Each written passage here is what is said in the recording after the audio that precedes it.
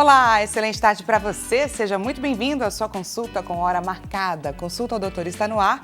Mais uma vez te peço licença e te aviso que vamos então juntos mais uma tarde para falar sobre algum assunto de extrema importância e relevância sobre a nossa saúde e a saúde de quem a gente ama.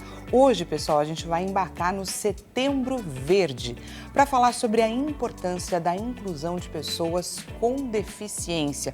Um caminho árduo que tem sido trilhado, mas que, infelizmente, ainda existe muita coisa a ser feita, principalmente quando a gente fala a respeito do acesso à saúde, acesso à educação, acesso à moradia e tantas outras questões. Estamos aqui, inclusive, porque a informação, gente, é de extrema importância para o combate do preconceito e do capacitismo. Se você lembrou de alguém a quem essa nossa consulta é importante, é interessante, nós estamos em transmissão ao vivo pelo site, que é www.hittv.com.br.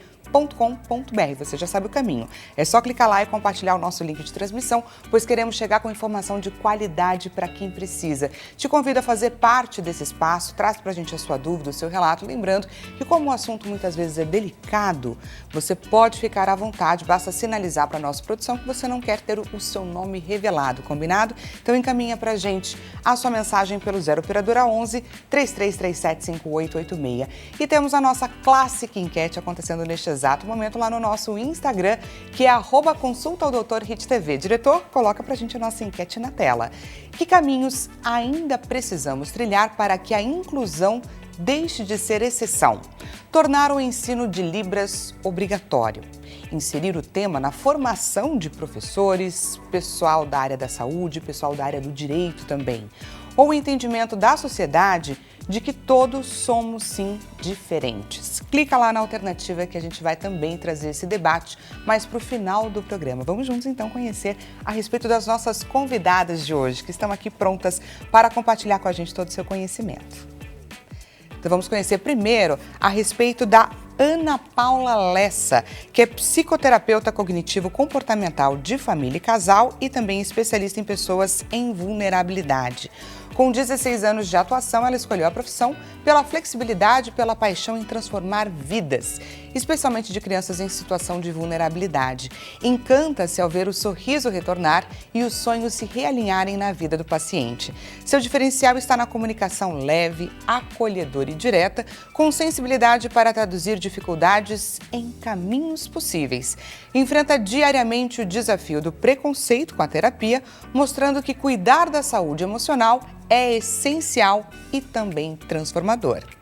E agora a gente conhece um pouco mais, gente, a respeito da Gabriele Brandão.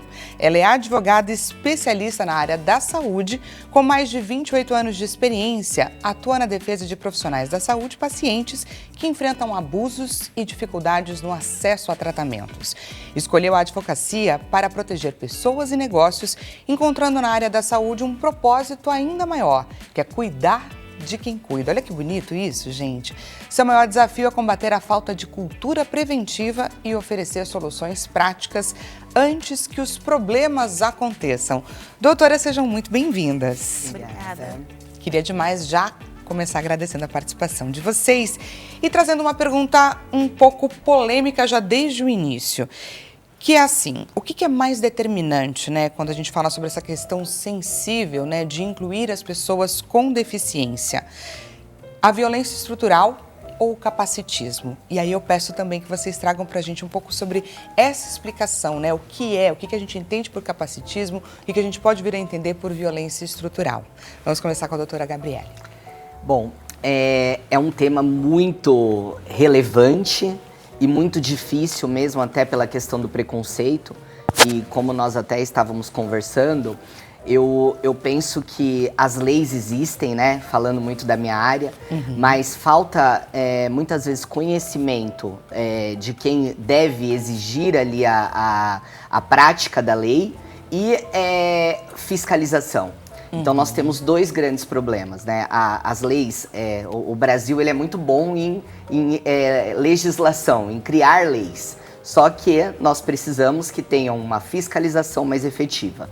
Então, eu acredito que existem duas questões fundamentais aí, que é fazer valer a lei que existe. Eu falo hoje que nós temos mais de 18 direitos do paciente ou, enfim, da pessoa com deficiência. E muitas vezes as pessoas não conhecem dois. Então, a gente vai conversar aqui sobre isso, vou citar alguns deles que eu tenho certeza que muitos não conhecem. E eu acredito que ter o conhecimento, de fato, da lei e saber o caminho de como exigir, que também é legal, existe a lei, mas como que eu faço para ter acesso a isso? Isso é um grande problema. Então, a gente tem, existem muitas pessoas que não têm, às vezes, uma capacidade intelectual elevada para ter esse conhecimento e isso se torna um problema. Enfim, eu espero sanar a dúvida e poder, de fato, com o meu trabalho, ajudar para que as pessoas possam trilhar esse caminho de uma forma mais leve. Quando a gente fala de violência estrutural, nós estamos falando de uma violência que muitas vezes é um pouco velada e silenciosa. Por quê? Porque muitas vezes as empresas até fazem entrevistas com pessoas com deficiência, mas depois se questionam: como que eu vou receber essa pessoa com deficiência aqui dentro da minha empresa? Às vezes não tem rampa, hoje em dia a maioria já tem, mas às vezes não tem uma cadeira adequada, um computador adequado, pessoa surdo, mudo, às vezes não tem uma mão ou uma perna. Como que eu vou lidar com essa pessoa aqui dentro da empresa? Então fazem a entrevista para dizer: nós fizemos a nossa parte, mas não, olha, não foi dessa vez. E a mesma coisa com mulheres que engravidam, tudo. Não dá para receber nessa empresa porque vai dar problema. Então fica uma coisa muito velada. E o capacitismo, às vezes você tem essa pessoa com a deficiência dentro da empresa, mas coloca ela num lugar de que ela não consegue fazer as coisas. Às vezes pessoas com autismo também, que são colocadas com pessoa com deficiência, que tem algumas limitações, não todas, que muitas vezes vêm associada com superdotação, que agora fala altas habilidades, e colocam: não, ele não vai conseguir fazer, não vai conseguir fazer. Então a falta de informação, como a doutora falou, ela é muito grande e é muito importante as pessoas se informarem, porque para receber essa pessoa dentro da sua empresa ou dentro da sua casa, às vezes na família, né? Então aí a gente também precisa forçar o serviço público que informe mais as pessoas. Ainda complementando, falando dessa questão estrutural, eu acredito que a gente já está um passo à frente, porque por conta da alteração da NR01, Sim, que entra em vigor no próximo ano, as empresas serão obrigadas a ter esse cuidado. Então, eu acredito que esse caminho, graças a Deus, a gente já vem um passo à frente. Era para ter entrado em vigor agora em maio. Exato. E eu acredito que não tinha condições mesmo, porque a exigência é para todas as empresas, de todos os níveis. Tem um colaborador, é obrigatório agora ter esse acompanhamento psicossocial. Sim. E que envolve diretamente as pessoas com deficiência.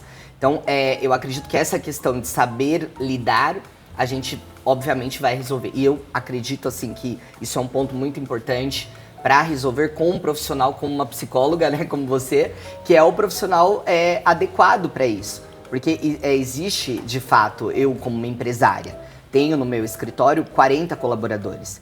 E eu teria, eu como advogada e contadora de formação também, dificuldade para lidar com algumas questões. Então, de fato, a ANR traz a obrigatoriedade de ter um profissional para cuidar disso da forma correta. Para ter um olhar mais atento com os colaboradores. Sim, mais atento aos colaboradores. E penso também que as empresas, né, mais de 100 colaboradores hoje, as empresas têm a obrigatoriedade de ter lá de 2 a 5%, depende da convenção coletiva, destinado para pessoas com deficiência. E muitas vezes acontece o que a doutora falou. Muito por obrigação, cede aquela quantidade de vagas e o profissional fica ocioso. Eu, no meu momento leigo aqui como psicóloga, penso que isso pode até gerar muitas vezes mais problemas. Sim, gera muito desconforto e às vezes eles colocam até um salário menor, vamos deixar ele ali no cantinho dele só para conquistar.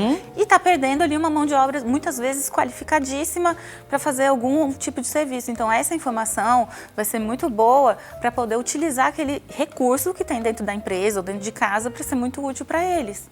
E a grande questão é essa, né? A lei ela foi criada com esse pensamento, né, de inclusão, vamos incluir.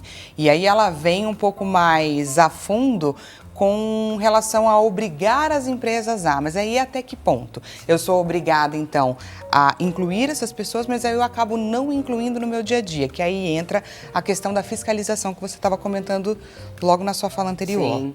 Sim, é isso. Eu penso que obrigar as empresas, mas não qualificar essas empresas para que elas tenham condições de receber uma pessoa com deficiência com todo o cuidado necessário na empresa, e isso eu não digo nem só de empresa, eu falo de um colégio, então é muito comum hoje em rede social você entender, tem, por exemplo, uma aula ali falando de um exercício físico e tal, e tem uma criança com deficiência ou outras crianças. Isso parece incrível, mas nem sempre é incrível.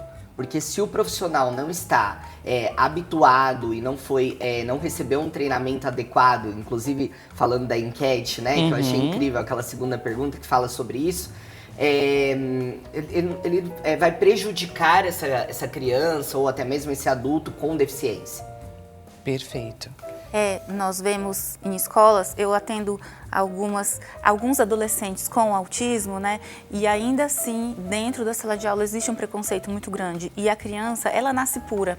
E esse preconceito vem do ambiente que ela foi crescendo e foi ali escutando várias coisas, como e reproduzindo sendo apenas aquilo diferente. que ela via. E dentro da sala de aula, a criança, ou com autismo, ou com qualquer outra deficiência, às vezes nasceu sem perna, ou teve um acidente, amputou o braço, tudo, ela já discrimina. E isso tudo é aprendido. E também, eu não sei, me corrija se eu estou certa, também nas escolas é preciso uma auxiliar que entenda do assunto para estar ali com aquele tipo de aluno. E não, na prática ainda não é feito isso. Às vezes tem uma para a escola inteira. Era isso que eu ia dizer agora. Né? Que acaba se e desdobrando. Isso dificulta muito, mas dentro da sala de aula teríamos que ter isso, e não é feito. E os professores também, né, deviam ser mais dedicados a essa causa para ter, junto à escola, palestras sobre que somos iguais, cada um com a sua capacidade ali, né? E para acolhimento daquela criança ali, de fato, que está com certa dificuldade. Que a gente coloca como dificuldade, mas na verdade a gente não enxerga as capacidades. Exatamente. Eu li muito nos últimos meses sobre o autismo e atendo clínicas ABA, né, que oferece o tratamento. E o que nós percebemos também, muitas vezes, é a resistência da família na aceitação, e isso prejudica. Então, eu matriculo meu filho numa escola e não falo sobre o assunto. E ele começa, de fato, a se sentir excluído, porque tem alguma diferença no comportamento, né? Mas não é tratado da forma que deveria. Então, eu penso que essa aceitação também da família é muito importante. Na condução até de todo o processo. Para tratar isso com um profissional qualificado. Então, a criança, ela é envergonhada.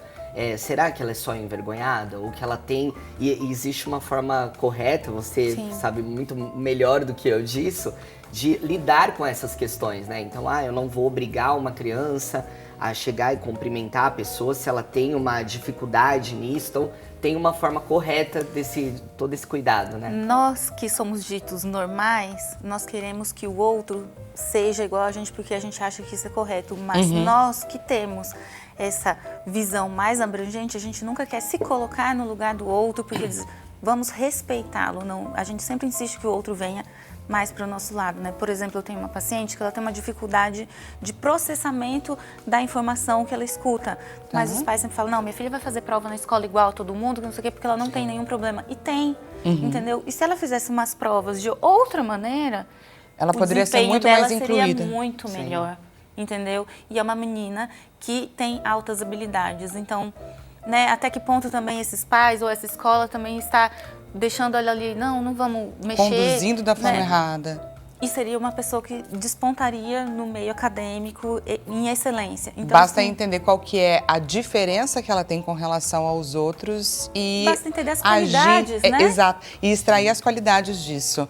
Queria entender quais são as leis, doutora, que a gente tem aí que garantem essa dignidade para essas pessoas. Só para a gente entender por onde que encaminha as nossas oportunidades. Na verdade, assim, a gente começa aí do artigo 5º, né, que traz lá, basicamente, falando do tratamento das pessoas como um todo e, obviamente, das pessoas com deficiência. Tá. Nós temos também algumas regulamentações de organização mundial, que fala muito sobre isso, e tem um estatuto. Então, basicamente, são essas 3 frentes. Tá. E eu penso que as leis, elas existem. Como nós citamos já. O que é necessário é a fiscalização, que necessariamente não vem de um órgão fiscalizador, que pode vir por parte da família e até de quem tem que fazer valer ali a prática da lei, né? Nós somos os fiscais, Nós né? somos os temos que fiscais, pedir isso. E fazer jus a esses benefícios que existem. Então, muitas vezes os pais deixam de buscar esse acolhimento porque muitas vezes não sabem que existe essa obrigação, muitas vezes esse por direito parte, garantido. Sim, por parte do poder público, eu digo, e também falando de operadoras de plano de saúde. Então, isso é uma pauta que eu vivo assim diariamente, que é a dificuldade dos planos de saúde cumprir com aquilo que deveria e que está escrito. Então, plano de saúde, por exemplo, falando de aba, eles limitam uma quantidade de horas para tratamento da criança. Já estudei muito isso também, existe uma lacuna e um buraco quando deixa de ser criança e se torna um adulto, fica desassistido. Fica desassistido e muitas vezes o plano de saúde, com a demanda de atender um volume muito grande. Sim. Eu vou falar da minha parte, porque eu já trabalhei nesse âmbito de clínicas.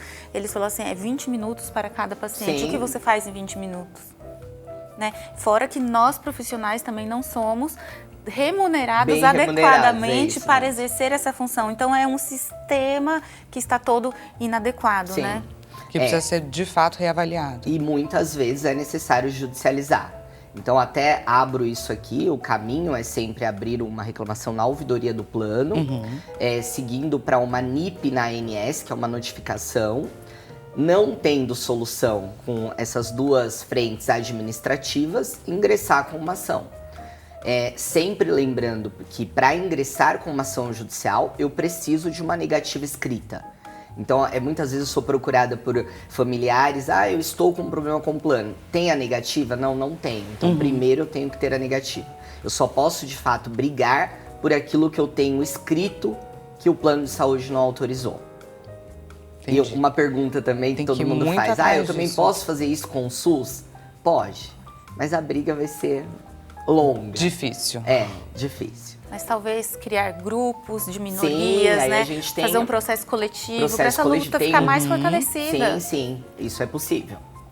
Como que um ambiente discriminatório impacta, de fato, na vida de uma pessoa com deficiência? Eu queria entender quais transtornos podem vir a se desenvolver nesse contexto. Bom, fora ali que a pessoa já se sente constrangida pela própria deficiência, porque o ambiente já gera toda uma complicação, né? A discriminação, ela é muito ruim, ela tem um impacto muito forte na vida de uma pessoa. Primeiro que ela vai se sentindo excluída e ela vai se excluindo dos ambientes. Tal lugar eu não me sinto à vontade, porque daí ela já coloca como ela não se sente à vontade, ela não enxerga que é o outro que não se sente à vontade naquele ambiente e ela começa a se enxergar como diminuída naquela situação. Então ela evita passar outros constrangimentos. Então ela fica mais em casa, pode ter uma depressão, uma ansiedade, gerar compulsão por alimentos, por compra na internet, e aí a gente vai infinitos transtornos que podem gerar na vida dessa pessoa. E não busca tratamento, por quê? Porque acha que não é acessível para ela em nenhuma instância. E tratamento que eu estou dizendo de mental, de saúde emocional. E às vezes a família, não, ele tá lá quietinho, ele prefere ficar assim. Porque às vezes a família também não tá incomodando a família, né? Deixa ele quietinho lá na dele. Tá jogando muito videogame, ou gosta de ficar introspectivo, e não é. Às vezes a gente tem que se atentar o que está acontecendo dentro de casa. Aos sinais, né? Aos sinais. Eu como mãe, eu tenho 2 meninos, um de 14 e um de 18 anos, eu sempre falo que eles dão sinais. Dão sinais. Então, os pais precisam entender os sinais. E hoje está muito comum, assim, esse tema está muito em pauta. Aproveitar esse momento, entender esses sinais, aceitar. Que eu acho que o pai não é nem que ele não enxerga os sinais, ele não aceita. Não aceito, porque existe uma culpa muito grande, Sim. né? O meu filho é assim por minha culpa e não, às vezes não vai atrás. E é difícil entrar em contato, né, nesse momento. E aí eu vou além também, né? Os acompanhantes das pessoas com deficiências, o direito dos acompanhantes, que deveria Sim. também ser resguardado, né? Porque muitas vezes dedicam a vida inteira para cuidar ali da pessoa com deficiência. Eu já trabalhei em APAE, eu vi na prática e sentia na pele, junto com aquelas mães que eram abandonadas, às vezes, pelo governo, pelo pai da criança com deficiência, fica com o auxílio do governo, o pai abandona, não quer dar mais pensão porque já ganhou auxílio do governo e está tudo bem, entendeu? Sim. E demora também para receber muito. o auxílio do governo, Sim. porque são documentações que têm que ser colocadas ali para provar, né, Sim. que aquela Sem pessoa contar necessita. o valor do auxílio que não cobre muitas vezes Nada. 50% do que a pessoa com deficiência de fato Porque necessita. precisa de fralda, alimentação especial, cadeira de roda, o transporte para ir até um local para fazer a fisioterapia, o acompanhamento psicológico, o fono. Então, são serviços que Os ficam recursos, descobertos. eles precisam ser colocados em xeque, Sim. não é verdade? Sim. Esse auxílio, ele existe, mas ele não é suficiente. Os recursos que uma pessoa com deficiência demanda são recursos maiores. É uma conta que muitas vezes não fecha, acho que é até não importante citar Por esse favor. benefício de prestação continuada. Tá. O valor dele hoje é um salário mínimo. E a família precisa comprovar que ela não tem uma renda que, dividido por 4 pessoas, não ficaria equivalente a 1/4 do salário. Ou seja, É um A absurdo. família precisa não ter renda para ter Para a ter renda uma para renda o que não vai deficiente. conseguir... para ter uma renda insuficiente. Para ter uma renda suficiente. Ainda abrindo um parênteses muito importante, quem tem plano de saúde e necessita de um ambiente equivalente a um ambiente hospitalar, esse direito pode ser requerido ao plano de saúde, que é o home care. Então, não são para todos os tipos de deficiência. É importante colocar que é necessário um laudo, e esse laudo ele tem que trazer para a pessoa com deficiência dentro da residência um ambiente semelhante a um ambiente hospitalar. Então, utilização de um oxigênio, necessita de fisioterapia, da visita do médico em casa. Então, Enfermeiro, né? com enfermeiro, cuidados. enfim, 24 horas. Então, provando que existe essa necessidade, o plano de saúde precisa fazer valer isso também. Mas isso daí, por exemplo, precisa ser provado de tempos em tempos. Sim. É todo um processo, um Sim. caminho que precisa ser feito. Uma vez que, se nós estamos falando de uma deficiência que é irreversível, uma vez que esse direito foi concedido, muito difícil isso cai. Tá. Então, isso é óbvio que tem algumas questões que são reversíveis, mas tratando aqui de uma deficiência permanente, uma vez que o plano de saúde concedeu, muito difícil, tá? Não vou dizer que é impossível, né? Que tudo acontece, mas que isso caia. Eu queria fazer uma pergunta até para a doutora, me surgiu uma curiosidade, porque muitos planos às vezes não aceitam a pessoa com deficiência, Sim. né? Temos essa dificuldade ainda.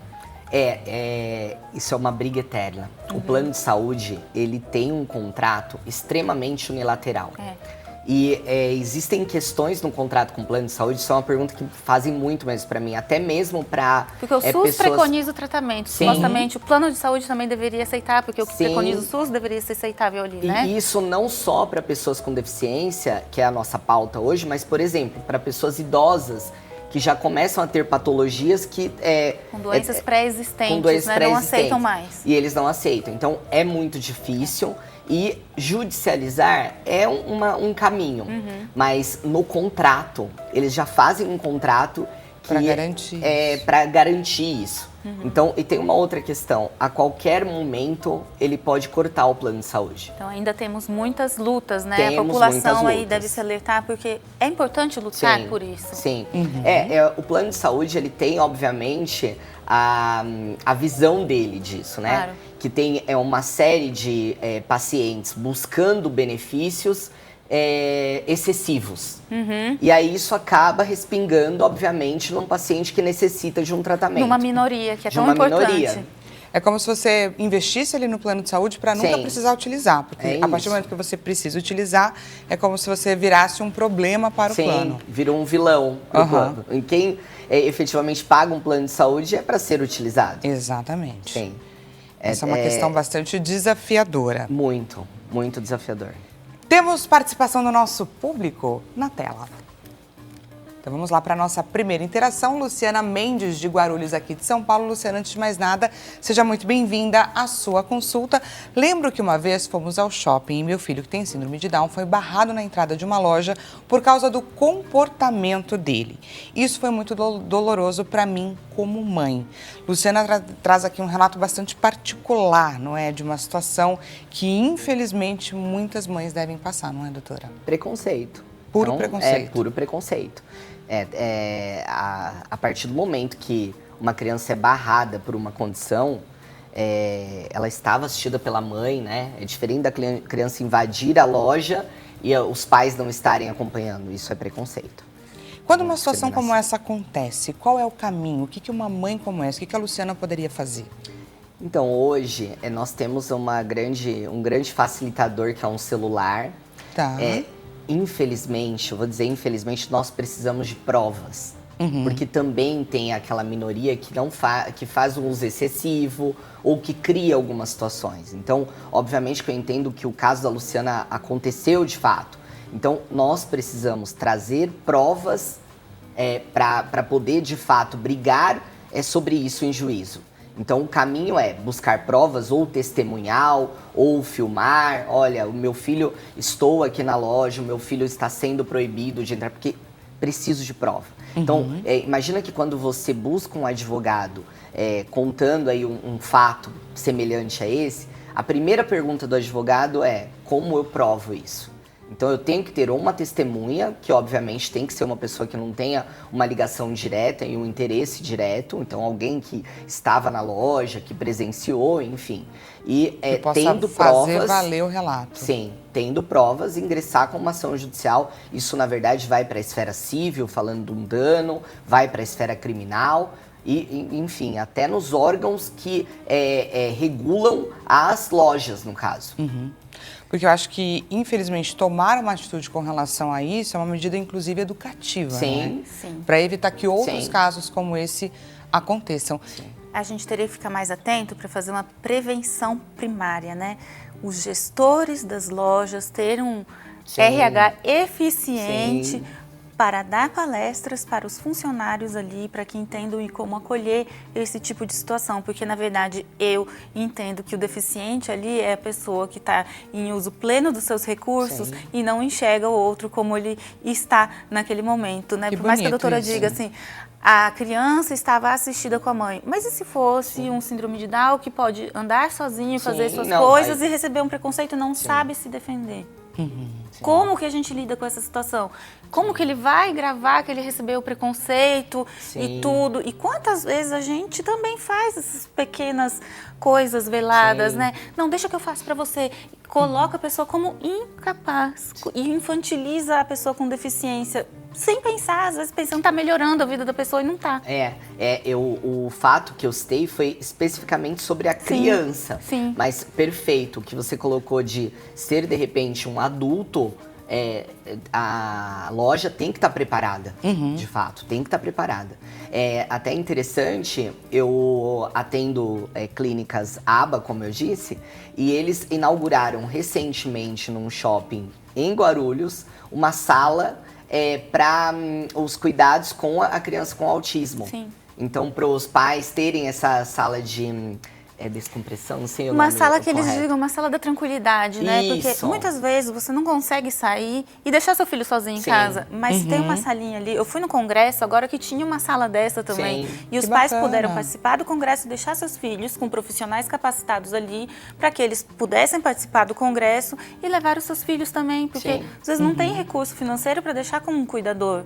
Mas se tem um ambiente legal, ok, eu vou fazer isso. É interessante que a preocupação do shopping já foi tratar isso, vou fazer a minha parte, né? Sim. Social e essa cobrança efetiva ainda não existe, porque não são todos os shoppings que possuem. Então, eu penso que até tá na frente, né? Quantas vezes você, como mãe, já não escolheu um lugar que tivesse um brinquedo para os filhos, para poder estar ali, né? Para você saber que você vai poder ter o seu momento e a sua criança estar tranquila. Como a doutora falou, a criança que não tem a patologia já requer ali um cuidado especial. Então, tratando ainda de uma patologia específica, precisa existir uma preocupação social. E você fala bastante sobre a importância do olhar para esse pai e para essa mãe. Muito. Qual é o cuidado que precisa existir, que precisa ser feito com relação à saúde mental deles?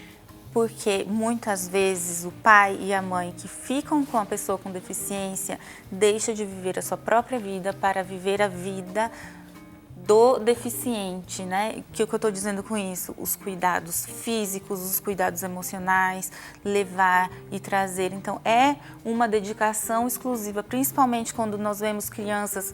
E aí a gente fala de criança porque quando nasce assim, né? Ou quando acontece algum acidente que leva a uma paralisia cerebral, uma deficiência muito maior do que é o comum da vida, e aí acaba que a outra vida tem que se dedicar 100%. E aquela pessoa fica esquecida também. Ah, deixa, porque fulano está cuidando, ciclano está cuidando. E não tem essa informação de uma rede de apoio importante.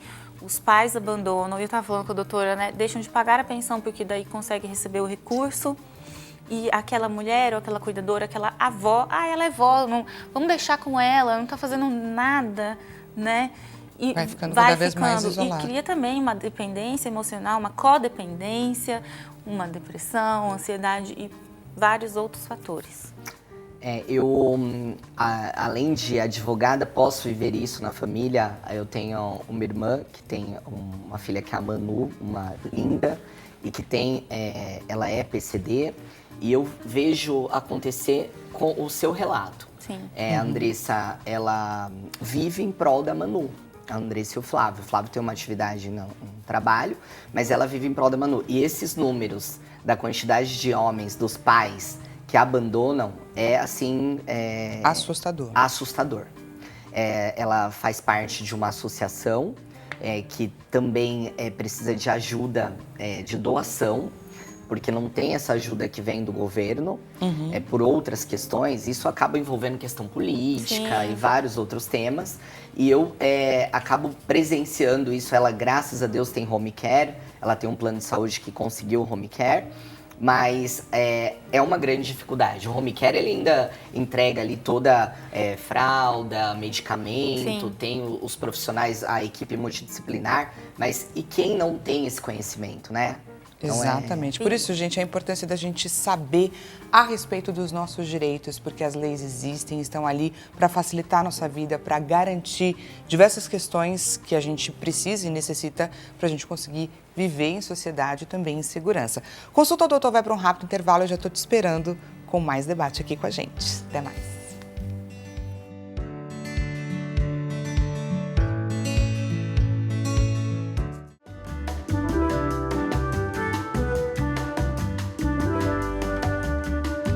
Seja bem-vindo mais uma vez. Consulta ao Doutor está de volta. Caso você tenha acabado de chegar, o bate-papo hoje, gente, é sobre Setembro Verde.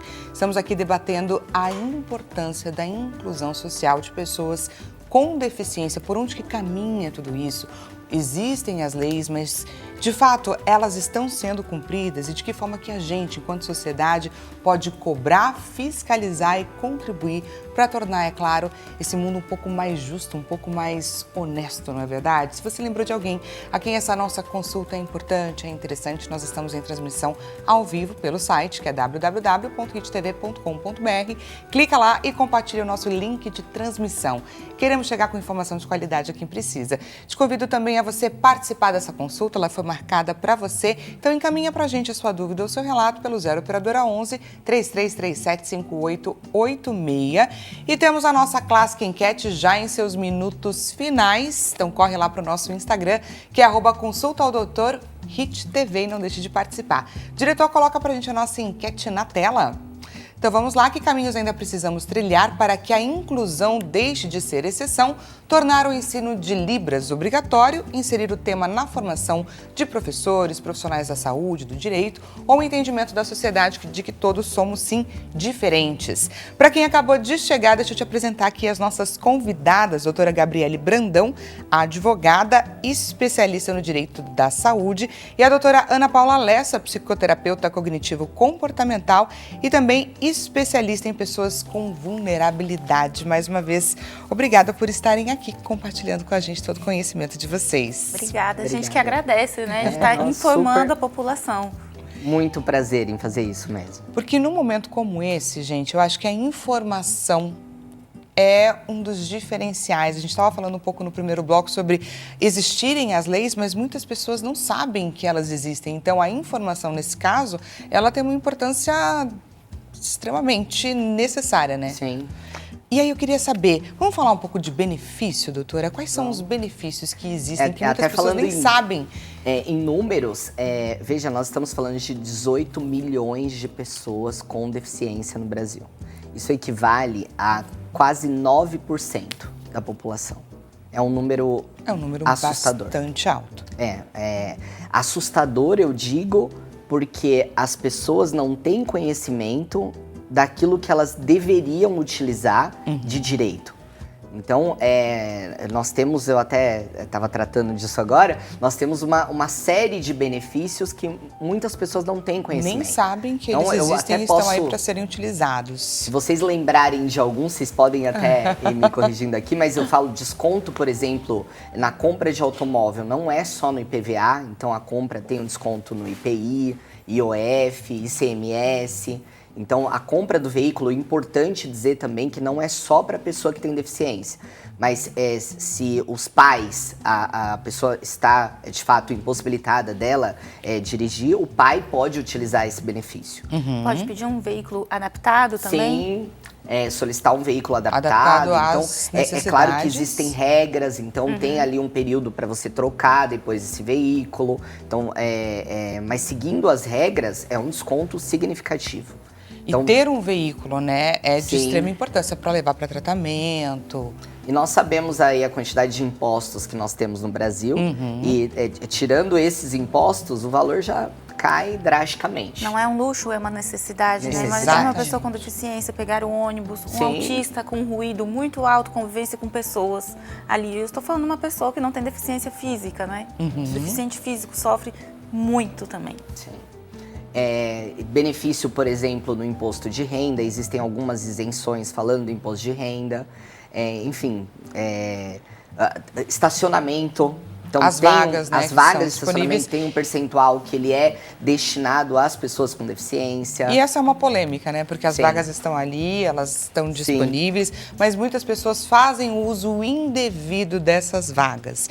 E aí entra aquela questão que a gente está falando ao longo do programa inteiro sobre a importância da gente instruir a todos, né? Porque muitas vezes a gente tem comportamentos que acabam interferindo diretamente na acessibilidade dessas pessoas, que a gente tanto fala sobre a importância de oferecer esse caminho. Sim. Dani, desculpa interromper, mas se a gente for abrir um pouco mais o leque, algumas coisas poderiam ser evitadas. Por exemplo, né, você falou, a violência estrutural começa ali na desinformação nutricional. Muitas mulheres poderiam evitar de ter uma gestação complicada por essa falta de informação, essa falta de nutrição, a pobreza extrema, o que leva a uma gestação muito ruim, pode levar uma criança a vir a nascer com deficiência. Então, isso já é uma violência estrutural, entendeu? A falta de um preventivo, de forma totalmente de uma assistência obstétrica durante a gestação também, porque não alcança todos, aí a gente vai, né, por todas as instâncias, né, mais profissionais, com um maior alcance nessas populações, às vezes as ribeirinhas, as que estão à margem da sociedade, que estão com deficiência e com carência de tudo, do básico menos que o básico. Essa prevenção, no meu escritório a gente traz muito essa frente da prevenção, tanto para o profissional da saúde quanto para o paciente. Então, eu acredito que essa prevenção, esse aumento significativo de crianças com deficiência é reflexo, de fato, da falta dessa prevenção e desse cuidado, dessa preocupação. Poderia diminuir esses 18 milhões, né? Sim. A gente, às vezes, reflete, né, se esse número, de fato, cresceu ou se nós começamos a enxergar esses números. Mas ele tem crescido. Ou se fala mais sobre isso, se denunciam mais. Deveríamos apelar mais aos governantes, porque diminui os custos do governo também. né? E até que ponto temos interesse nisso? Isso me faz lembrar a questão da NR, que deve entrar em vigor no próximo ano, que é óbvio que muita gente enxergou isso como, nossa, o governo está se preocupando de fato com essa questão. Com a saúde mental dos... Entre aspas. Por quê? Pela quantidade de solicitação de benefício, ele coloca obviamente... a responsabilidade no outro. Sim, o governo enxergou que transferir a responsabilidade para o empresário, para ele ter esse cuidado e ser fiscalizado, obviamente vai diminuir a quantidade de solicitações. Uhum.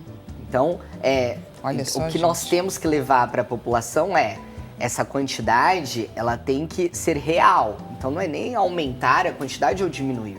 Se as pessoas não têm acesso ou não fazem, não vão de fato atrás do seu direito, né? Eu gosto de usar uma linguagem simples para que todos entendam, então tem que usar essas leis. Uhum. As leis estão lá, todos têm direito.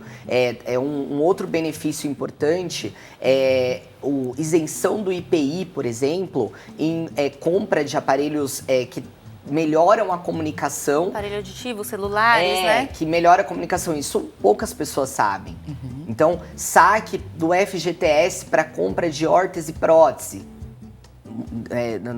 Não se ouve falar sobre isso. Então, tudo isso são benefícios que existem e que devem ser utilizados. E o caminho para se conseguir esses benefícios? Porque acho que a ideia é que a burocracia é tão grande que acaba inviabilizando. É fato ou é mito? Então, hoje, com um celular, você baixa um aplicativo Meu INSS. Não vou dizer para vocês que vocês vão ter o problema resolvido na primeira tentativa, que dificultar já é outra situação. Mas baixando o aplicativo Meu INSS, você tem lá uma relação de documentos, tá? O mais importante para mim é um laudo muito bem elaborado por um médico. Esse médico, se ele é um médico que acompanha essa evolução da criança ou do adulto com deficiência, quanto mais tempo e mais o médico conhece ali a patologia, esse laudo ele traz uma força maior. Tá? Então, o caminho é entrar no Meu INSS, que hoje já tem um aplicativo que dá para baixar no celular, ligado ao Gov, juntar esses documentos e requerer ali o benefício. Tem um determinado período, passado esse período eles devolvem, dizendo se foi aprovado de uma linguagem mais fácil, né? Ou não, ou solicita novos documentos. Ainda acredito que dá para cumprir essa segunda exigência ou entrar com um recurso no próprio INSS, que aqui nós estamos falando de algo administrativo, não judicial. Mas penso que numa segunda negativa, o caminho já é judicial. Aí, pro caminho judicial, eu sempre exijo, tá, que venha com essa negativa, porque eu não posso brigar por algo que eu não tenho como provar que foi negado. Então, partindo para o judicial, nós, advogados, buscamos jurisprudências favoráveis, que são decisões que de pacientes que já conseguiram ali aquele determinado benefício. E aí o caminho se torna mais rápido nesse momento. Mas eu não posso pular essas fases, eu não posso Existem essas etapas que precisam ser. Eu não posso entrar com uma ação judicial sem que o INSS tenha negado esse benefício. Perfeito, gente. Temos mais participação da nossa audiência na tela. Então vamos lá agora, Daniela Carvalho, do Rio de Janeiro. Quando tentei matricular minha filha em uma escola regular, ouvi que ela atrapalharia a classe por causa da deficiência dela. O que eu poderia fazer? Olha que relato absurdo, né? Absurdo. Esse vai na mesma linha do anterior. Isso é preconceito, discriminação. A escola, ela tem por obrigação estar preparada. A gente sabe que isso é mais comum. É triste ouvir esse relato, mas é mais comum. Eu até peço a opinião da doutora. Isso é muito comum, não é? Super comum. Eu tenho um caso atual de um menino adolescente autista que ele agora não quer participar da formatura, porque tem aquela festa, luzes e pessoas e barulho alto, e eu tive que fazer um laudo dizendo que ele é autista. Ora, se a mãe dele matriculou ele na escola e a escola aceitou ele como autista, já subentende que a escola sabe, mas por questões burocráticas tem que se fazer um novo laudo dizendo que ele é autista, que não pode que não quer e está incapaz de participar ali de um evento tão grande como esse, para poder comprovar que ele não participar, para ser ressarcido do valor que está ali embutido. Olha que absurdo, entendeu? gente. Sim, é um absurdo. Também mesma coisa da menina que tem dificuldade do processamento auditivo. Um laudo para explicar isso, para poder ser incluída, provas de maneira... E o psicopedagogo, o pedagogo ali em sala, ele tem esse olhar delicado, ele poderia se atentar a isso também. Então o caminho ainda é longo. Mas eu vou mais perto da gente. Quantas vezes alguma de nós já fomos em algum restaurante que tem um cardápio em braille? Que tem um cardápio auditivo, ou que tem um caminho ali, uma calçadinha para o cego caminhar até a sua cadeira. Com tanta tecnologia, tanto recurso que a gente disponibiliza hoje em dia. Exato. Então a gente ainda tem muita falta do básico. Do básico. Eu penso assim também, porque hoje, por exemplo, falando em questão de cotas, existem cotas, 5% de cotas para pessoas com deficiência, e falta o básico. Falta. Então eu tenho vaga em estacionamento, tenho cotas que isso talvez fosse secundário, e o básico não é oferecido. Exatamente, o básico para que essa pessoa tenha de fato o acesso àquele fim, àquele serviço, aquilo que ele precisa. Você vai na etiqueta da roupa. Como é que o Como cego é que ele sabe vai o que é aquele produto que ele possa vir a comprar ou não. A gente falou um pouco sobre os caminhos profissionais, educação, mas queria tocar um pouco no atendimento à saúde. O atendimento à saúde, ele, sem falar das pessoas com deficiência, ele já é um ponto crítico e precário. E é até interessante que, sendo um ponto crítico e precário, o Brasil ainda leva o SUS como modelo para muitos países. Então, entendemos que isso é um problema mundial. Não só falando do Brasil, mas trazendo isso para cá, as pessoas com deficiência têm prioridade nos atendimentos, falando do serviço público. Então isso também, os pais, ou até mesmo o próprio deficiente, quando chega num local público para ser atendido, ele pode requerer esse benefício do atendimento. Então ele tem o direito de ser atendido com preferência por ter ali uma dificuldade em locomoção, enfim, por ser um deficiente físico. E não só deficiente físico, né? Sim. Acabei citando o físico, mas existem vários tipos de deficiência. E falando dos convênios, das operadoras de plano de saúde, a gente sabe que muitas vezes é necessária a judicialização. Então, existe uma quantidade de ações gigantescas contra plano de saúde. Esse caminho, acho que é legal também reforçar, que o caminho dou entrada num determinado benefício ou solicitando um determinado atendimento ali para o plano de saúde. Se esse atendimento eu não consigo essa autorização de uma forma natural, eu vou para uma ouvidoria do plano de saúde. Segundo caminho é abrir uma NIP na ANS, que é uma reclamação. Se ainda assim eu não tive sucesso, ação judicial. Então, falando do atendimento, é esse caminho. E o que nós temos visto é a quantidade de horas que as operadoras de plano de saúde têm disponibilizado para esses atendimentos é precária. Tá? Profissionais não capacitados para atender essas pessoas. Porque ele com não vai necessidades conseguir especiais. um profissional capacitado que aceite a condição que ele oferece. Porque são valores ínfimos, valores baixos que as tabelas dos planos de saúde acabam praticando. E o profissional que aceita de fato, para atender num volume de atendimentos e conseguir sobreviver ali com a tua clínica, né, num volume, e aceitar essa condição de atender muitas vezes em 20 minutos, 15 minutos de atendimento, que é um absurdo. É uma conta que não fecha, não é? E quando a gente pensa em saúde mental, então, aí o acesso é mais complicado ainda. Mais complicado ainda, porque não existe uma valorização do profissional. Então, nós profissionais também somos escassos nas especialidades ali, porque o custo universitário é altíssimo para a gente se capacitar e se especializar, né? E existe uma fila muito grande. Como a doutora bem falou, né? Para as pessoas que já não têm algum problema, imagina para quem tem algum problema, que fala assim, não, ele fica sentadinho ali, ele espera mais. Isso aqui não é um caso de urgência, daqui a pouco a gente atende. Daqui a pouco, que eu digo, meses de atendimento, né? E com interesse, claro, de gerir bastante renda financeira, atende-se um volume muito grande, com uma qualidade baixíssima. Vamos conferir juntos o resultado da nossa enquete? Resultado na tela. Então vamos lá, a gente perguntou que caminhos ainda precisamos trilhar para que a inclusão deixe de ser exceção. A alternativa mais votada, 57%, o entendimento da sociedade de que todos somos diferentes. 36% tornaram o ensino de Libras obrigatório, 7% inseriram o tema na formação dos professores Saúde e Direito. Queria o olhar de vocês com relação ao resultado da nossa enquete, já encaminhando, infelizmente, o nosso bate-papo para o final. Bom, vou iniciar. Claro. Eu penso que trazer a informação para a população é de fato importante e que isso pode acontecer através das redes sociais, cartilhas, mas trazendo isso numa linguagem mais fácil, porque muitas vezes isso é colocado. Então, existe a lei, ok, mas essa lei não chega para um ribeirinha, para uma população mais humilde, ou talvez numa linguagem, em um entendimento mais simples, né?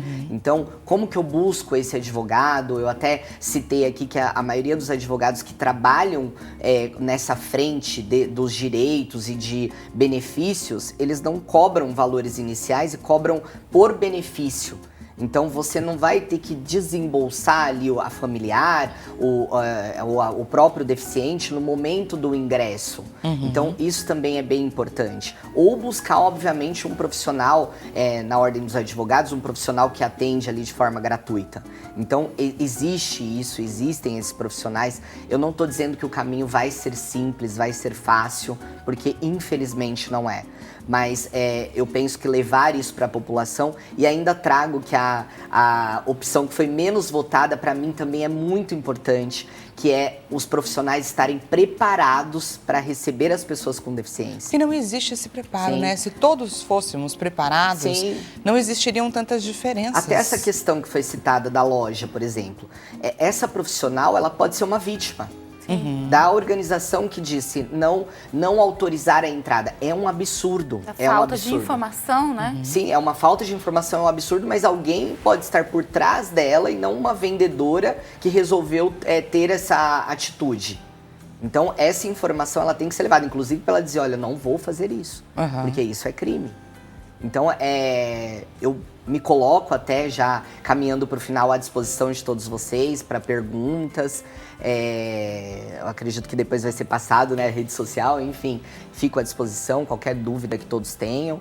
E eu tenho um prazer imenso em poder, de fato, cuidar de quem cuida. Que bacana. E também das pessoas que precisam aí de uma defesa, buscando isso, tanto falando diretamente com o INSS ou para operadoras de plano de saúde. Que bacana, doutora. Eu acho que a educação é a base de tudo. Com a informação, a gente chega longe, né? E eu ainda vou um pouco além. A doutora pode me ajudar aqui um pouquinho. Existem hoje muitos benefícios a empresas que ajudam pessoas em vulnerabilidade e transformar esses impostos, pode reduzir os impostos, então até os empresários, até faço um apelo aqui, né? Podem colaborar com uma sociedade ainda melhor em prol dessa causa e reduzir os seus impostos. Então, assim, às vezes, tantos atletas que a gente desponta aí, né? Sim. E tá com muita desenvoltura e levando o nome do Brasil adiante. Então, a gente tem que ter um pouquinho mais de interesse sobre isso também. Eu digo que a educação é a base de tudo, a informação é tudo. E também me coloco à disposição, porque o nosso dever aqui é transformar a vida das pessoas, não é deixá-la à margem. O meu prazer é quando eu falo para um paciente, eu acho que você já pode caminhar sozinho. Então, existem muitas pessoas com deficiência que podem ter sua caixa de instrumento tá ali, né? Sua caixa de ferramenta ali. Pega a sua chave de fenda, vai utilizar da melhor maneira. O que você tem de melhor? Então vamos caminhar com isso e não se apoiar na deficiência. E é muito bacana a gente parar para refletir também que, inevitavelmente, em algum momento da nossa vida, a gente vai precisar da ajuda do outro, né? A gente vai ser dependente do outro. Então, assim, a gente se colocar no lugar do outro é de extrema importância e a gente saber que a gente tem as nossas limitações e que a gente precisa, somos vulneráveis e precisamos do olhar do outro, da ajuda do outro. Você já não fez uma cirurgia, você precisou de ajuda e você falou assim, nossa, é tão ruim. Imagina a pessoa que não é temporário. Exatamente, que essa é a condição para sempre. Então é importante a gente incluir essas pessoas, abraçá-las para que a gente viva numa sociedade melhor e mais fortalecidos. Doutoras, gostaria demais de agradecer a presença de vocês aqui hoje. Foi muito bacana, muito especial o nosso bate-papo. Espero que você aí do outro lado da telinha também tenha gostado. Aproveito para deixar aqui os contatos da doutora Gabriele Brandão. Deixo à sua disposição o Instagram, doutora, né, a abreviação Gabriele Brandão, dessa forma como aparece escritinho por aí, e o Facebook também, Gabriele Brandão. A doutora Ana Paula Lessa, psicoterapeuta, deixa à sua disposição o Instagram Ana Paula Lessa, certo? Muito obrigada, doutoras. Obrigada. E a você que nos acompanhou, te desejo um excelente restinho de tarde. A gente volta a se encontrar de segunda a sexta-feira às 16 horas. Até mais, pessoal.